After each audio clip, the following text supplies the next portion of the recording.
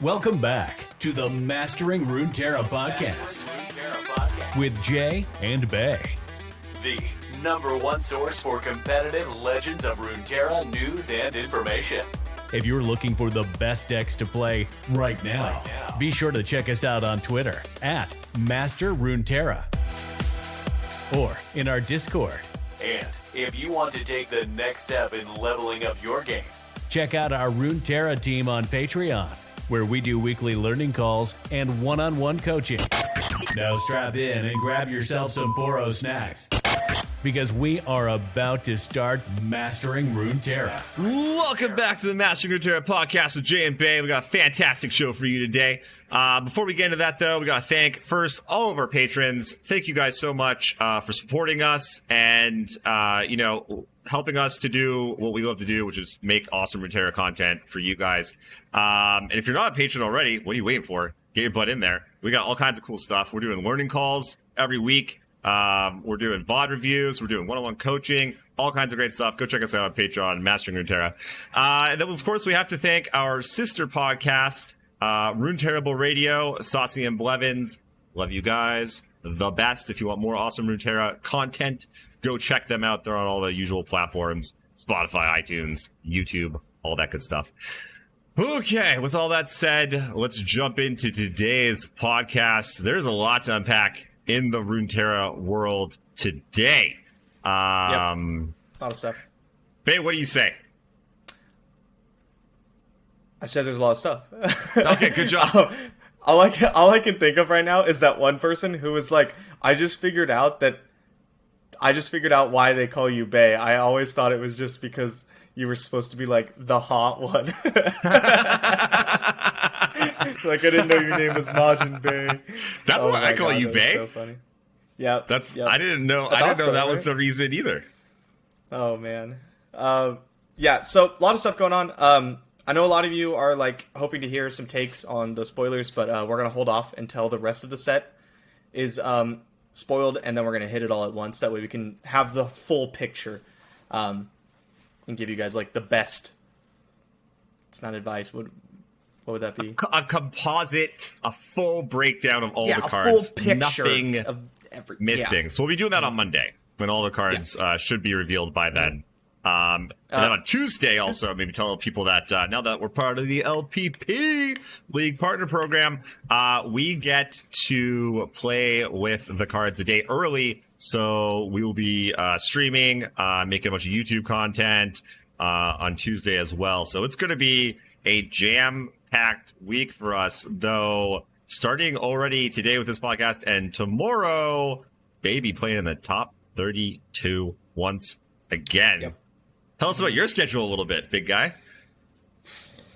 So the other big announcement that happened in the Runeterra scene is Worlds. Like an update with Worlds. So originally we were told Worlds was the 15th through the 19th, which is cool. Everything gives us a couple weeks, like 2.5 weeks, I think, right after Bandle City or whatever, maybe 3. Math's hard. Yeah, because the set comes out on the 25th. Okay, officially. Yeah, so 3 weeks. Let's just say 3 weeks. 3 weeks between the release of Bandle City and Worlds. Enough time. Not a lot to solve a format, but enough to kind of get your feet wet. Get cheap into it, yeah. Yeah, and so then yesterday, 2 days ago? Yesterday. It was yesterday. Yesterday, they said, hey, by the way, Worlds qualifiers, that's stage 1 of Worlds, is on the 4th and the 5th. See you there. And some people don't even know whether or not they're qualified yet. Most people don't. At least half. Most people don't. Yeah. And that's 2 weeks away. But Bandle City releases on Wednesday. So from Wednesday to the night, Wednesday to Worlds is 9 days. We have 9 days to play with a new region and figure out what we're bringing to Worlds. So that's insane. And then I have obviously top 32 tomorrow. So it's gonna be top 32, 2 days to breathe, I guess. And then it's just boom. It's just Runeterra o'clock for like the next 9 days, I suppose. Yeah, I love how they kind of like, I read through it. I didn't even notice that part. It was like down in another paragraph down at the bottom there. Someone else had to tell me. Totally missed it. Yeah.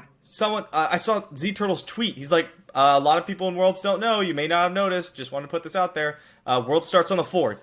And I was like, what? No, it doesn't. They said it starts on the 15th. I was also like, nah, bro. It says right here 14th. And then I like went through it line by line. It was like, there it is. Okay, found it. My bad. Yeah. Oops. So, yeah, that's pretty ridiculous. People have jobs. Yeah. Like, I don't, but... also just lives. It's, it's Labor Day weekend in the States. So lots of people got vacation plans. I know Henneke has to cancel Labor Day plans. I got lucky. Like, my family scheduled a vacation. I haven't gone on a family vacation in, like, 5 years, by the way. And my family scheduled a vacation for the weekend of the 11th. Wow. Which easily could have been the week before, and it just wasn't, so I just got lucky. Like, I would have had to cancel plans. 5-year family plans. Right? Yeah, people got... there's definitely going to be, out of these hundreds of people, there's going to be people that had stuff to do. Because, I mean, you're not even going to find out. Like, seasonals you don't even is know tomorrow. If you're in it. Yeah. Like, how quickly? This is... Well, let's do this. We should make a bet. What's the over-under on how many days after tomorrow, because after seasonals, you'll know for sure everyone that's qualified. How many days after Saturday do you think it takes them to release the full qualification list for everyone? Will they have it Sunday? No. Will they have it Monday? No. Will they have it Tuesday? I think so. Tuesday. Okay, so you're setting the bar at Tuesday. I'm gonna go next Monday.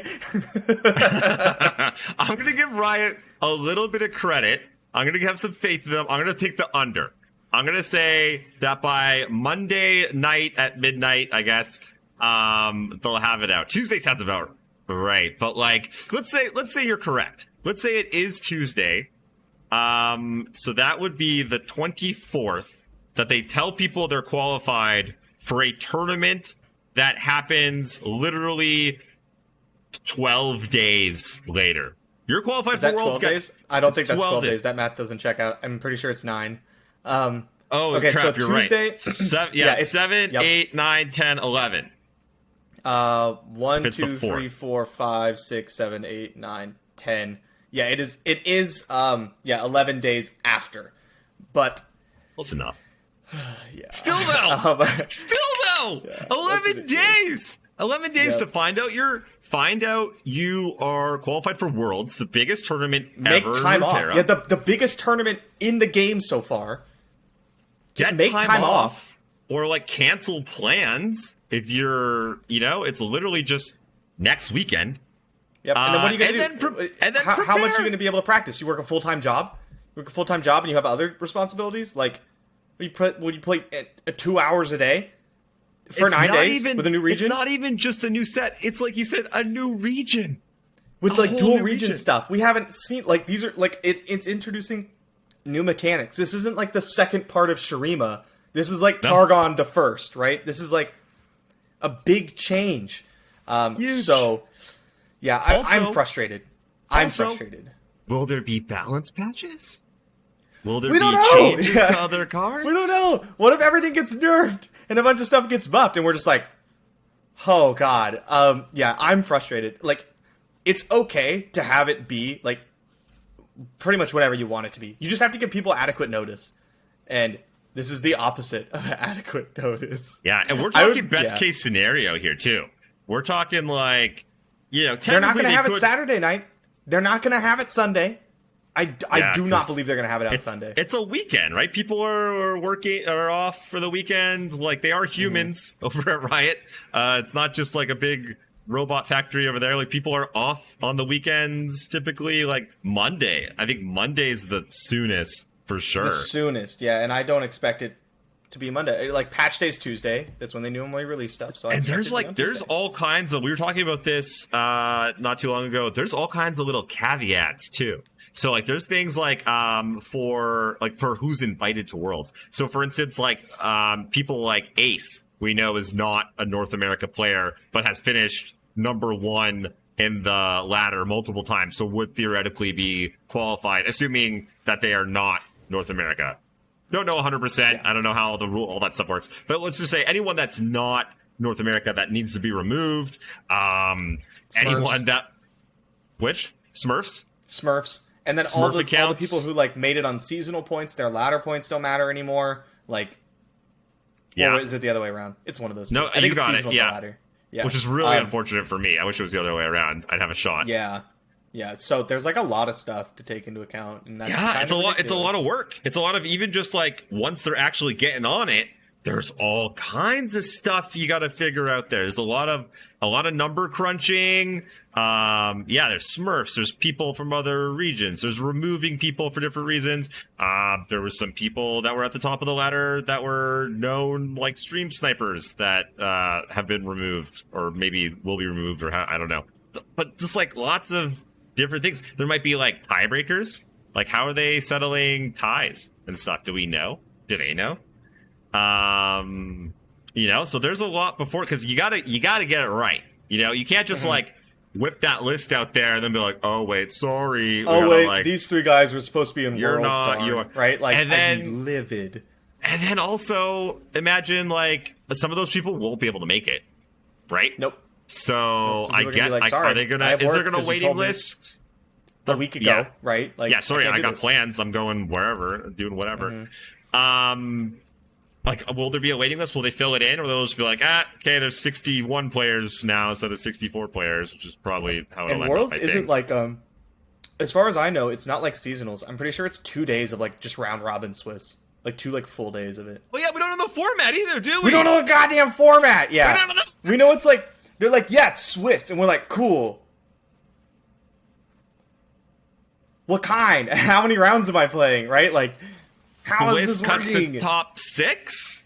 Yeah. Because for NA anyway, Swiss, top 5? 15 rounds cut to top 6 maybe? Like,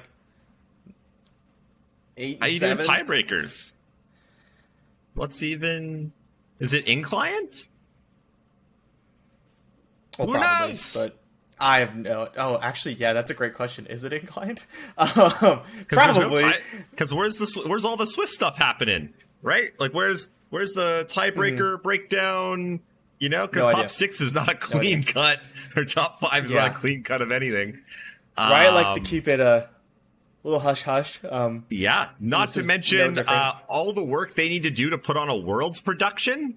Right? Yeah. Who are these players? Well, nobody knows yet. What decks are they bringing? Like, we don't know. This is like, what? Is this going to start and be like, oh, Bay is playing, looks like maybe there's Deep. Okay, this is going to play. I wonder if he has Withering Whale. Again? I hope he has Withering Whale in his deck. That'd be good here. How's this matchup look? I have no idea. This format just came out. I didn't even think about that. The poor casters. Speaking of which, I hope it's me. Right, if you're looking for a caster, I'll be there. I will be putting in a bunch of work. So, but yeah, the casters, whoever, is just going to be like, hey, yeah, what's important here? How's this work? How's this deck work? How's this card interaction work? No, like, people are barely going to know. So, they have their hands full right now. Oh, yeah. Luckily, though, they do have the resources and the know-how to pull this kind of thing off. If there was a lot of other companies, they would be up a creek without a paddle kind of thing. But Riot's got professionals. They got money. It's going to get done. It's just a lot. But it's going to be a lot of work. It's a lot of work on their end. It's a lot for us as well, like, as the players. Like, this is a lot. Like, I talked about this. I was talking to you about this a bit earlier, but, like, I am feeling so stressed. There's just so much, because I'm not just a player. Obviously, you guys know that I'm here on the podcast, right? I'm a content creator. I'm a streamer. Like, I make YouTube videos every day. I work with our Patreon group, right? Like, we, I'm pretty active in the Discord. Well, not as active as I should be, but I'm trying to be better. Like, I do a lot of things with Runeterra besides just, like, be good at the game. Besides just play it, right? So, like, if I didn't do those things, this would be I would still be stressed, but it'd be like, whatever, right? I just show up to top 32, I play, and then I practice and I play for Worlds. But, like, I have to do, like, all these things while, like, streaming and making videos and like continuing being an ambassador for the game and all that stuff. And like there's expectations on you as like an LPP member, right? Like if you're they do whip us quite a bit. Yeah, get this video out now. But they don't do that. But like, if I'm getting this content early to like make content on it, like if I'm getting the patch a day early or whatever to make content on it, and I like don't make content on it ever, that looks really bad, right? I wouldn't do that. But like, it's just more and more stuff, and then all of a sudden, like my timeline for Worlds went from like here to like here, right? And I'm like, oh my god! And I'm not the only one feeling this crunch. Like I know for sure. I mean, also just look at your schedule over so starting a couple weeks ago, there's like at least a couple weeks of hard prep going into the open rounds of seasonals. Now another week of super stressful prep going in the top 32 as everyone's like trying to level themselves, trying to figure out their lineup. Right into a brand new set, creating a bunch of content, right into the open rounds of Worlds. God forbid you top 6, right into preparing for the top 16 of Worlds against the best of the world. And then it's probably right into another seasonals. Like right into it, most likely, almost 2 months of like, and we've got tournaments we're running, we're doing all kinds of other content creating, just boom, boom, boom, boom, boom, boom, nonstop. For 2 months, I'm gonna give Bay an aneurysm as he thinks about it. It's a lot. Clenching as you keep going. Just like, it's a lot for everyone. Though, no, it's good. It is good. Rather for have me, it than the not game, have it. Right? Like, sure. it's way better than the opposite. But like, it's daunting. Like looking back at what I've like been doing, and then looking forward at what is going to happen. Like, it is very daunting. I could feel the stress hit me. Okay, so I was in my last round of seasonals, and I found out that like I was like, okay, I'm gonna win this game, right? Like I was like, I have this game locked. I'm gonna win this game, and instantly I just felt my body go. I was like, I have so much more work to do. It's like I have to practice for a whole nother week. Yeah. And for anyone that doesn't know, for all of us normal people out there that don't make top 32s, the last week before top 32 was crazy stressful. It's crazy, yeah. You know who you're going to play in the first round. And then also, I mean, in the most likely the subsequent rounds, because you can see the bracket. Mm-hmm. And so now it's like a level game. Like, they know what you played in the open rounds. You know what they play in the open rounds. You know each other's like, Majin Bay likes, Ionia decks. Oh, shocker. Or like, Majin plays these. Yeah. Like, and so it's this leveling game of like, they know. So do you like switch it up on them? Like, hey, Mo plays aggro. Does Mo like switch it up now? Or does he hold to his guns? And and so you're trying out all these different decks and these different lineups. I saw this guy play. I saw this guy play this on ladder yesterday. Maybe he's like trying that out now. Maybe he's okay. What would he build that lineup around? Right? Like, like my round one opponent won Fight Night with like 2 decks they didn't play in the open rounds. Now I have to like consider those, right? Like that kind of stuff. And yeah, it's stressful. And then on top of all that, like until you played like a small person like invitational type tournament, you don't really get it. But like these, you have to take special care to not get your lineup like super inbred. What I mean by that is like you're only testing and comparing yourself and your lineup to like very few options or other people who are also trying to do that, right? It's like an arms race. Ba, ba, ba, ba, ba, ba, ba, and then this guy wins by going all the way back down here, and then we reset, right? Like that's how this works. And so you have to like make sure that you're not all the way up here and your opponent just brings good stuff and clobbers you. Like, so yeah, it's like, it's tough. It's a lot, and I love it, right? Like I enjoy it, but there's no light at the end of the tunnel on this one. Like you finish this one and it's like, all right, Worlds, like let's start prepping, on to the next. Yep. Yeah, and that's yet another only 64 players.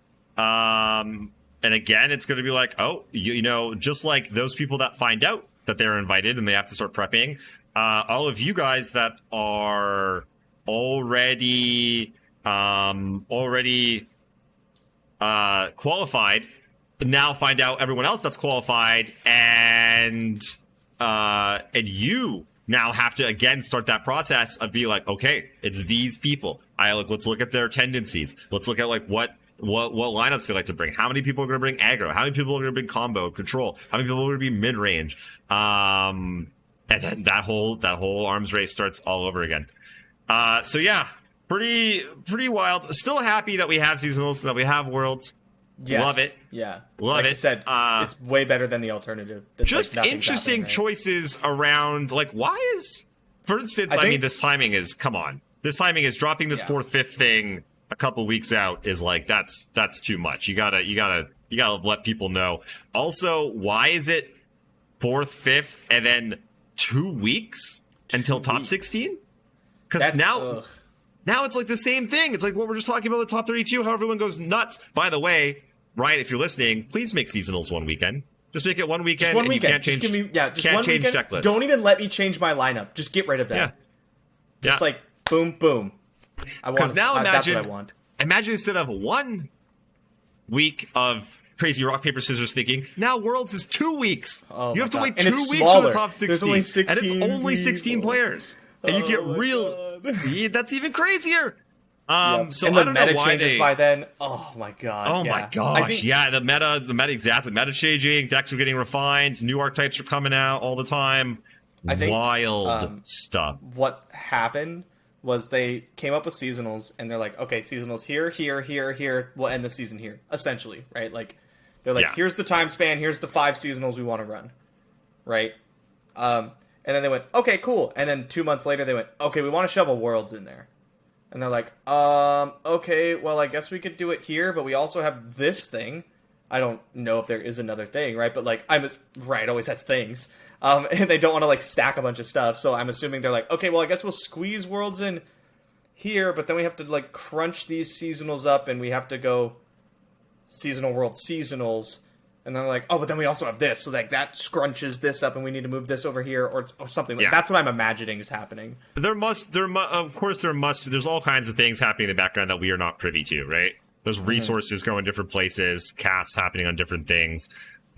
Because, like, why? I mean, lucked out for you, but why would they not have open rounds one weekend and then top 16 the very next? 2-week gap is super strange. Really it creates 2 all weeks, kinds and the of problems. one in the middle is where I have my family vacation. I got really lucky. You run so good. I don't think you could ever complain about every. Just so everyone knows, anytime Bay ever complains about anything, I light him up so hard. I'm like, oh, poor baby. True. Oh, I have to practice for top 32 because I top 32'd again. Oh yeah. Everyone, let me find everyone that feels bad for you. Okay, I'm done. There was no one. I could find one person. Okay, fine. There'll be one. Yeah, I mean, obviously, anyways, being in top 32 is like what I want, right? I wouldn't play it if I didn't want to top 32. But yeah, there are like. Which, I was going to go into like a little bit of a seasonal recap. Yes, as well. Transition in mind. No, that was exactly what I was getting at. Lead us in. I already spoiled mine, so I'll just get into it like really quick. I brought Deep, Zoe Lee, and Turbo Thralls, looking to really punish the mid-range decks and the late-game decks, like Ez Karma, Anivia, Draven Azrael, TF Swain, Shen Jarvan, these kind of things. I expected them to be like very popular. Same with Plunder. And so I wanted to make sure my whole lineup was like at least 50+% against all those decks. And like there were some matchups where like if you brought Anivia, like I just couldn't lose to you. And that was like the plan. I was like, I want to like hard punish these decks. How many times did you see Anivia? That's a 0. Okay. Yeah, I think the deck was going to be very popular. Whenever you were talking about Anivia, I was like, I don't get it. Yep. And then like Plunder, as Draven, and stuff were like the most popular decks in like the whole tournament. And I saw like 2. So that was pretty brutal. I ended up playing a bunch of aggro decks, which I didn't want to play against. But like I knew that was going to be something that might happen. But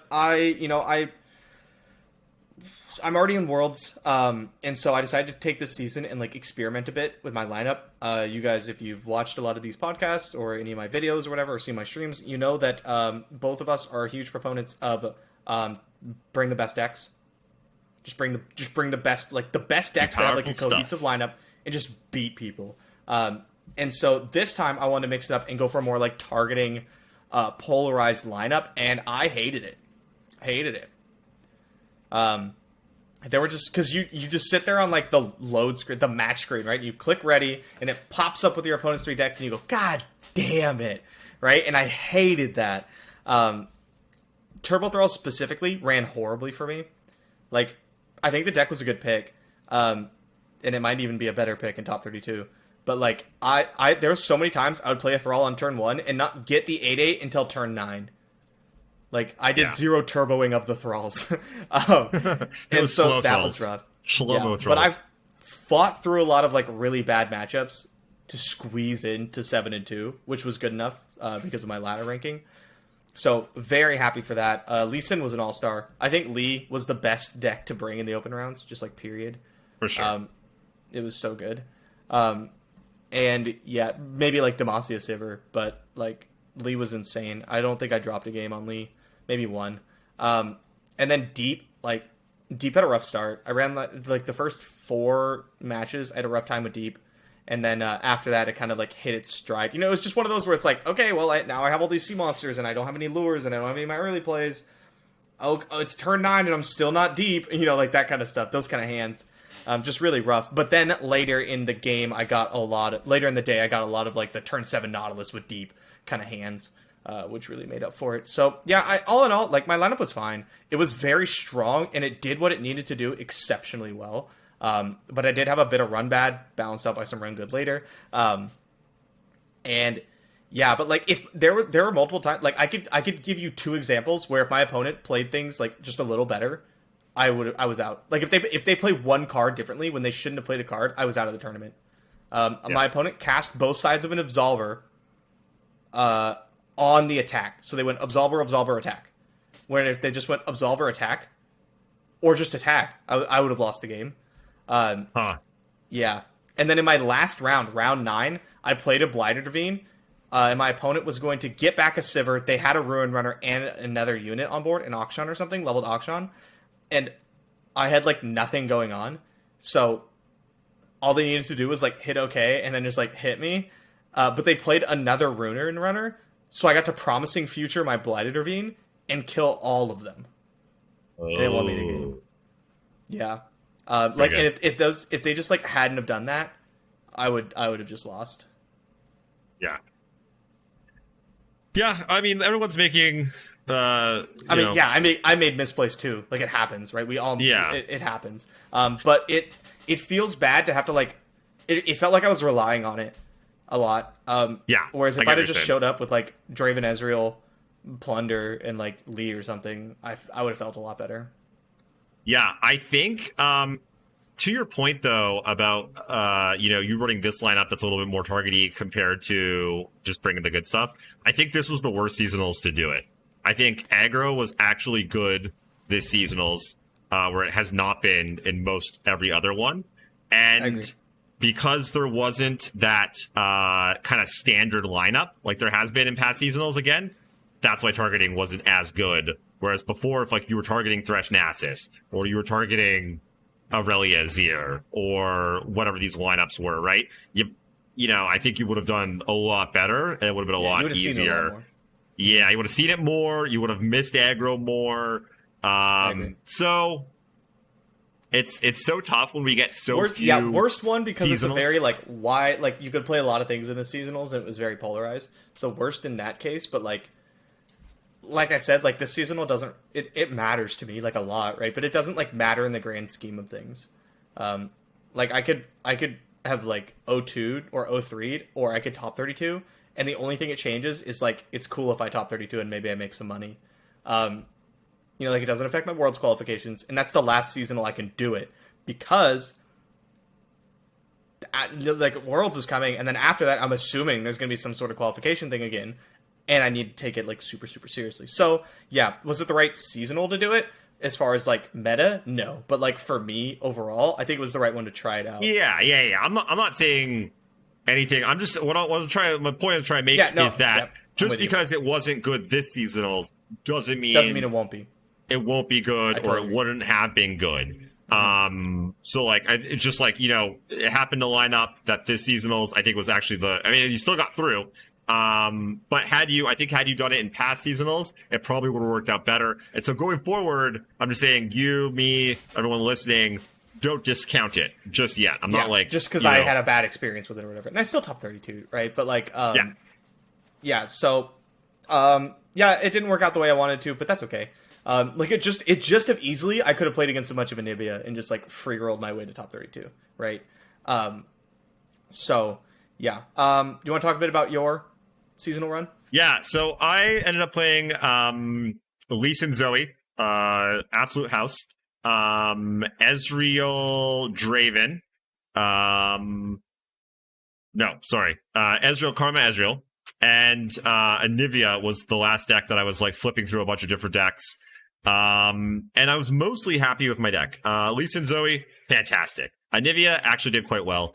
Karma Ezreal was a bit of a letdown.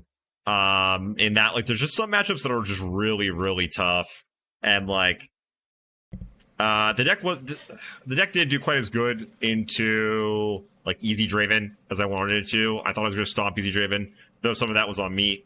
So overall, like looking back at my seasonals, like the last round, I got like a nightmare lineup, and I just got smashed. And I was like, okay, well, I mean that's going to happen. I lost against Deech, who was on like all the mid-range decks, which is what I wanted to play against, and I just like made misplays that cost me. But the matches were still very close, a lot closer than I wanted them to be. And then I can't remember what my other loss was. I'm sure I made misplays as well. I should actually go back and look at it. But overall, not horrible. I mean, obviously, I was not happy with my result. And if I could go back, I would swap out Karma Ezreal for a different deck. Maybe just Ezreal Draven. The deck really is just very good. You know, it just wins games. It just no matter how much people are like, oh yeah, maybe it's not that good here or there, like just wins. It really punishes mistakes. That's one thing that it does really well.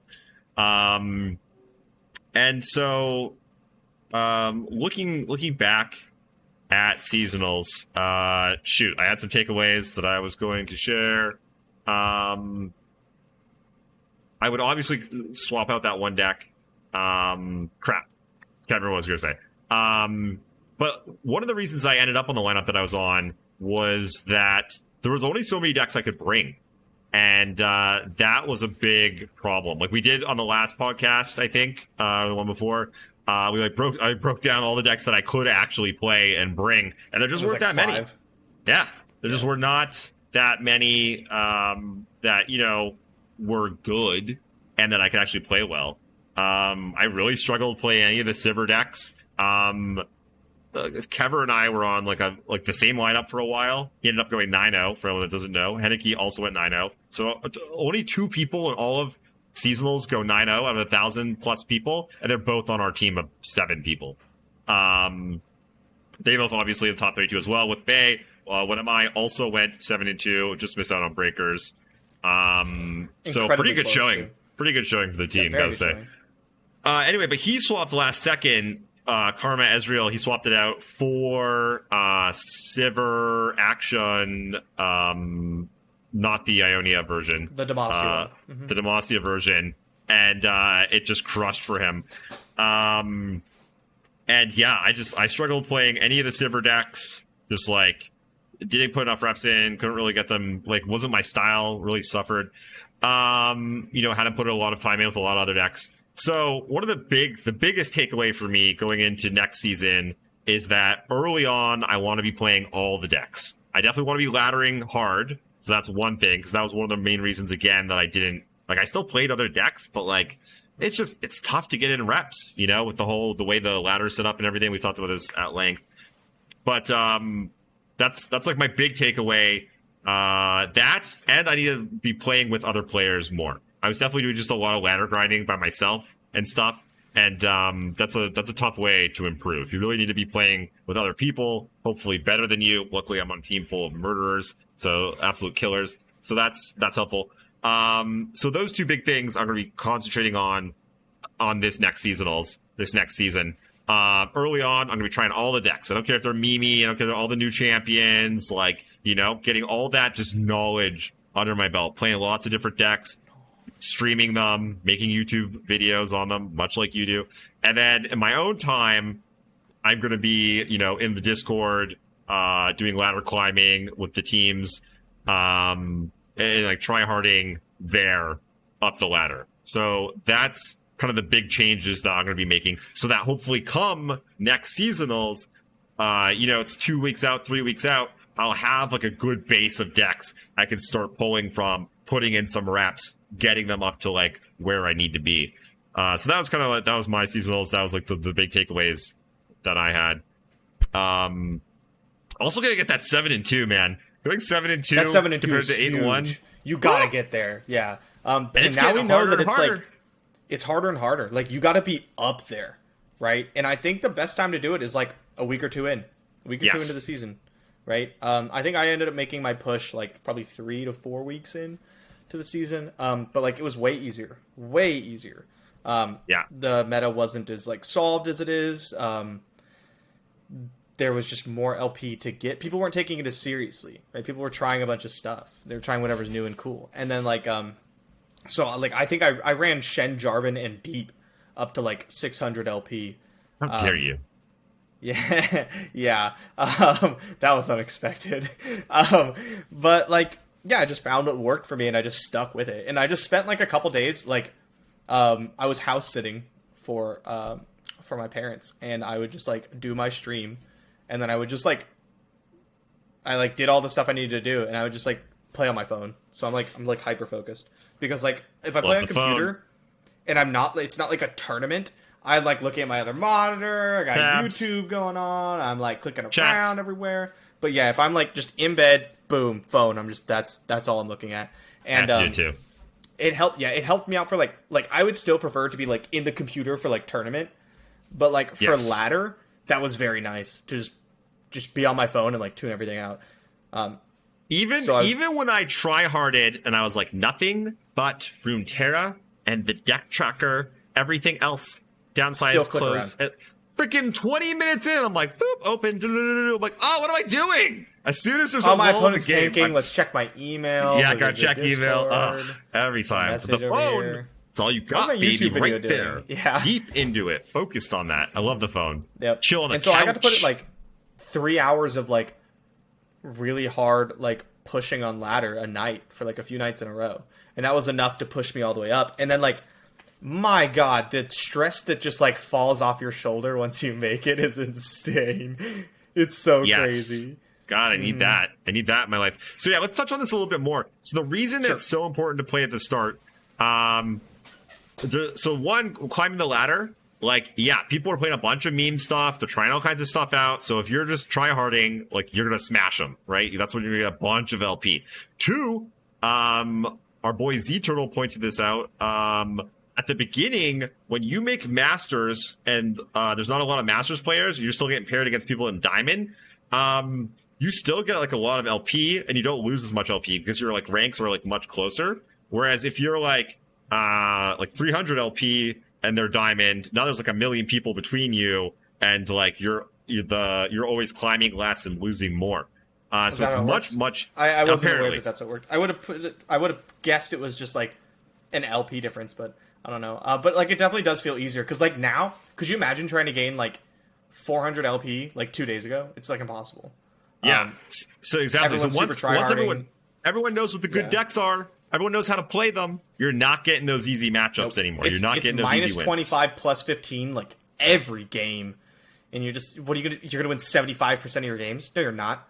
Like you know, like over 150 games. No, you're not. That's insane. Especially in that meta where everything's super polarized.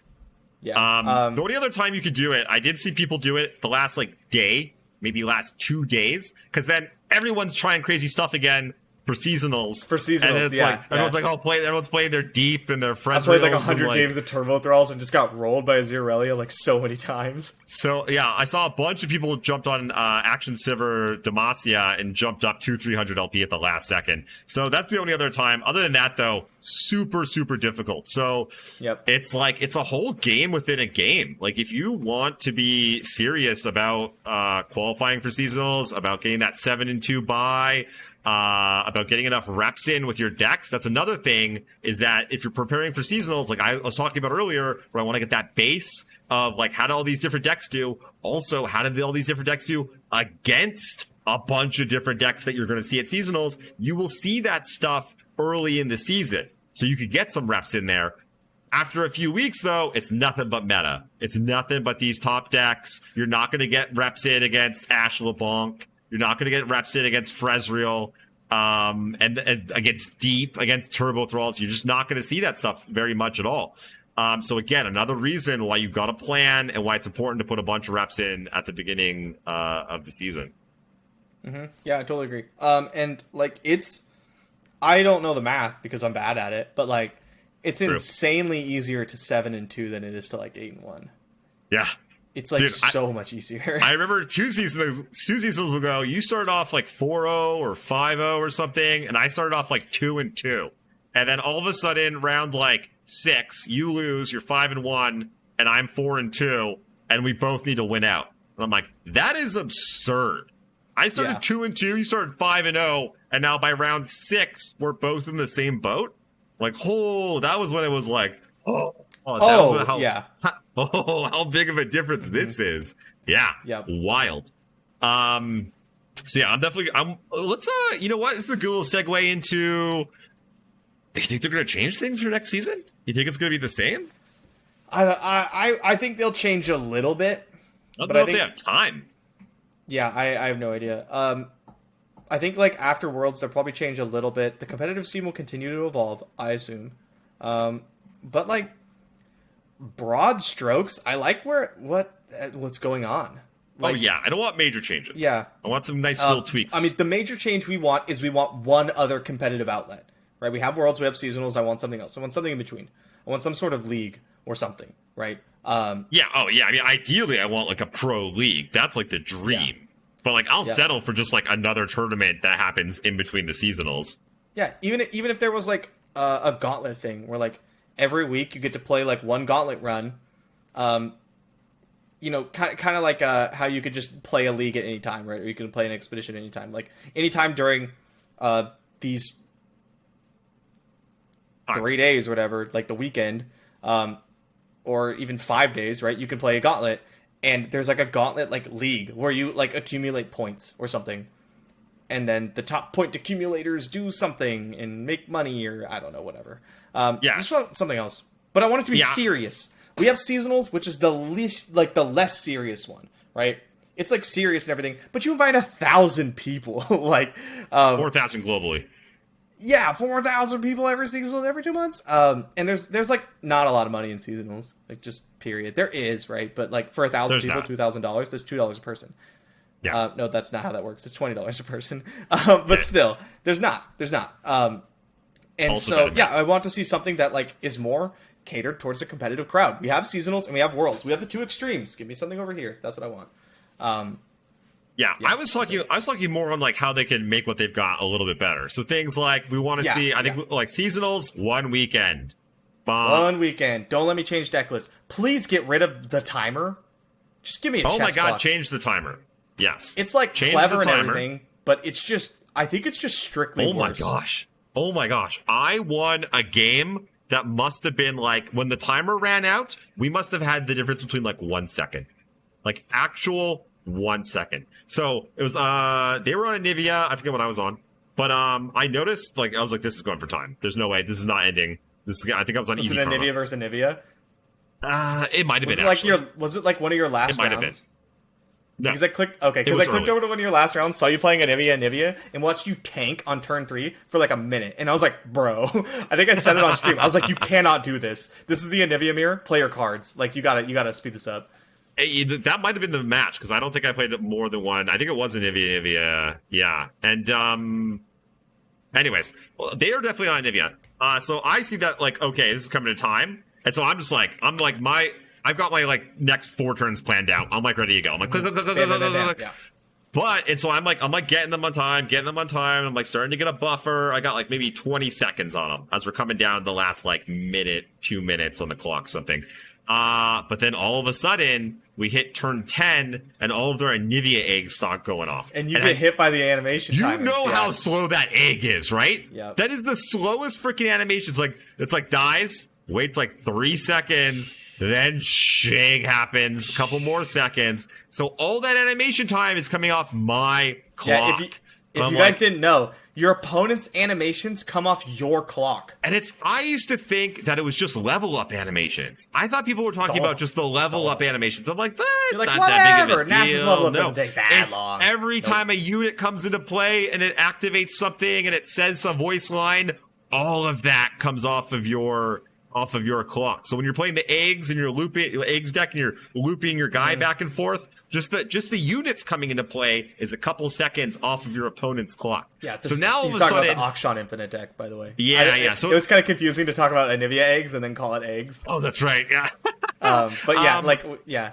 So anyway, so all of a sudden now, all these animations they're playing stuff, and I'm thinking that when they play things, it's gonna use their clock up, but them playing things is using up my clock. So I'm like, oh crap! So now I'm starting to play stuff, trying to push it back at them, and it's ticking down, and it's like we've got like 10 seconds left on the group clock.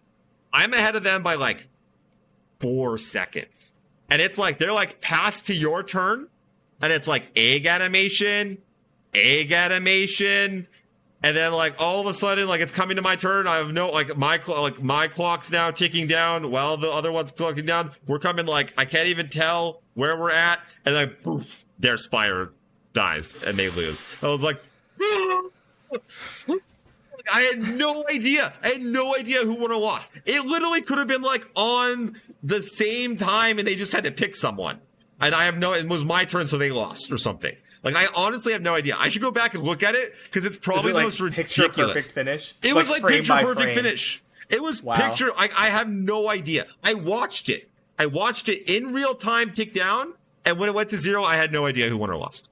It was that close. Because it's like red every time. You're just like, did I lose? Yeah, did they lose? Yeah. Yeah, and I mean, like I'm saying, it's just within seconds. And then when it went the turn, like when the turn switched from their turn to my turn, I forget, because what happens, right? Like something pops up that like shows like, I forget what happens. How do I know this? Something happens when like the turn flips, like, right? Yeah, right? The attack token's going while it's going to 0. And so, and our timers are like basically going to equal. It was insane. Insane. Anyways, yeah, fix that. For God's sake. Just give us a chess clock. But what the hell? Give us some chess clocks. Yeah. Seasonal's one thing. What do you think about the whole like 7-2 being ladder and ladder being a best of 1? People and so really everyone don't just like everyone that, just climbs and camps. Well, the thing is that like you're incentivizing people to not. I mean, I don't hate it. I hate best of 1 ladder. We do already have like worlds now that like ladder points matters, but like all I'm thinking of is all the times where I got to 150 LP and I had a month and a half before seasonals, and I went, I guess I'll go play League of Legends. Yeah. Or read a book. I'm like, qualified. What do I do now? Yeah. Exactly. Yeah, I like the ladder matting. Because like, right? Yeah, Magic Arena ladder also doesn't matter, and it's just dumb and boring. And it's really weird, though, because as a content creator, being number 1 on the ladder, everyone's like, oh my god, that's so awesome. And it's like, none of the good players are playing ladder because it counts for nothing. Yeah. Whereas this system, I like. I like that it matters, and all the best people are playing it. So at the very least, a lot of times, if you climb up the ladder, you're playing against the best players in the world, which is great testing. Yeah, it actually means something. It's like, it's really hard to get number 1 after like 3 weeks, 4 weeks. Yeah. So yeah, I do I like it as well. rank 3 yesterday on stream with Soraka Ezreal. Sorry, what? Could have sworn you said My Soraka stream Ezreal. kept picking decks, trying to give me bad decks, and Bitter gave me Soraka Ezreal, and then someone else gave me Soraka Swain, and I won both games and was ranked 3 with like 780 LP. That's awesome. Did like, Nick Makes ridiculous. Plays make it to number 1? I don't think so. Was he up there? No. Oh, was it his first season not hitting rank 1 then? It might have been. I don't know. So, anyways. But yeah, that was pretty funny. I very much like that it matters, and people can whine all they want because best of three. I don't know if you've heard this, but like Reddit and Twitter and like the popular opinion among, I'm not going to be like mean and be like people who aren't very good, but like more casual players. These are people who like hit masters and then like maybe they play in a seasonals or two, right? Like more casual players. They're not bad players, but they're not super serious competitive players. And you can be a super serious competitive player and not play a bunch, and this system punishes you a little bit. But the people who are the best, who put the most time in, should get rewarded. And currently they do, right? Like if you're one of the best and you put the time in, you get rewarded. You get a buy in seasonals, essentially. You get a free loss. And you get worlds points. And that should happen. I like it. Does it need to be on ladder? No, you could do it any other way you want. But I feel like if you're one of the best players and you choose to put the time in and take it seriously, you should get rewarded somehow. What do you think of? Yeah, so the caveat to that is that it's unfair for people who are very serious and do want to take it very seriously, but don't have the freaking time. Yeah, ladder's a time crunch, and that's the big problem. So what if through Gauntlet you could also get a buy? That was the other option. Yeah, and that's fine. That's totally fine. Do like a Gauntlet every week or something, like we said. And Ruben was saying that he would have liked to see something like this as a person, not as a developer. He said, I think I would like this. Because the only problem then is if you make Gauntlet hyper competitive and you ruin that experience for people that are trying to for the new players. Yeah, because Gauntlet's how people like get their foot in the door. That's how they even like see what the competitive scene looks like, right? Gauntlet's like practice stuff, and if you make it hyper competitive, you make it so like you and I just go in and like we're coming with like our A1 lineup because I gotta get that buy, right? Then all of a sudden it's no longer like a breeding ground for new competitive players. It's just a place where people are gonna get stomped. Yeah. And so I would like to see that change, but like I don't know. But yes, I think it's the right ladder solves that problem. Something like that. But then then people are still going to be like, oh, but all the best players that play best of 3 ladder get rewarded with seasonals points and world points. It's like there's going to be some trade-offs. As far as like I'm looking at the whole thing. Where we are right now is so much better than where we were 6 months ago. 100%, yes, totally agree. Ladder so happy matters. to have all the things we have. Seasonals pretty is better. dope. So much better. Pretty dope. Now we have Swiss that we really wanted Swiss. Oh god, 5-0 single land was the worst. Sucks. Yeah. Yeah. We really want. We have Worlds now. Worlds ladder and a matters. great way to qualify. You can qualify for Worlds in every competitive format, ladder or tournaments. You can spike it or you can be consistent. Like either one will get you into Worlds, which is fantastic. Okay. There were some things I would like to improve on. But it's been so we've been moving in such a positive direction that I expect in 6 months from now we will continue to move in a positive direction. Yeah, I'm in the same boat as you. Riot does so many. We have to bitch about the things that they don't do perfect, but they do so many things right and so many things better than their competitors. I have a lot of faith in them to, eventually to eventually change the things that we're talking about that we don't like. Or just things that are unpopular, and just keep iterating and making things better and better because that's all they've ever done. It just makes stuff better. The fact that they make the game that they make and the time frame that they make it is kind of absurd.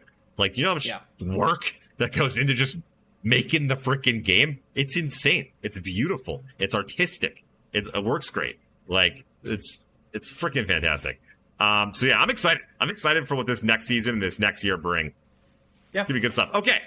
Well, with that, we need to go because we need to go play some tournaments. And speaking of tournaments, shout out to our man Squeeby, who is running a $500 free-to-enter tournament on Saturday, Sunday, the 28th, 29th, the weekend after the new cards drop. So you go play in a free-to-play tournament, win yourself some cash money. You can do that on 28th, 29th. Play with all those sweet new cards. Link You should can be in the enter description it. below. If it's not, I'm going to yell at Jason to put it there after. Yeah, it's on Smash.gg. Smash.gg. Go to Smash.gg, look for $500 GG Tour, Legends of Runeterra, Squeebee, and Duckling Showdown. In the registration, tell them that Mastering Runeterra sent you, so that they know that we be sending them all the love. And that's it for us, Bay. Yeah, we'll probably see you on Monday or Tuesday after the full reveal to do like a mini set review. Breakdown. We'll talk about it. Breakdown. Yeah. Good What luck we think about all the new tomorrow, cards. my friend. Bring it home. There's only going to be one. Who's going to be the first champ? Better be you. Someone's got to win twice. Someone's What if got it to doesn't happen for like eventually. 4 years? I could. Doesn't It could. happen There's for not a that. There's long not that many. There's a lot of players. Not that many, yeah. And for anyone that wants to watch the coverage tomorrow, I'll be having a little watch party over my stream over on Twitch. Come hang out. We'll be, having some snacks, rooting the team on. Go team Majin Bay. All right. That's it for us. Thanks again for listening. See you guys on Monday. Peace. Thank you so much for listening to the Mastering Runeterra podcast with Jay and Bay. New episodes come out every Friday. If you haven't done so already, be sure to join us on Discord, check out the Patreon team, and have a look at our deck database on Twitter at Master Runeterra. Links to all of these can be found in the show notes and description.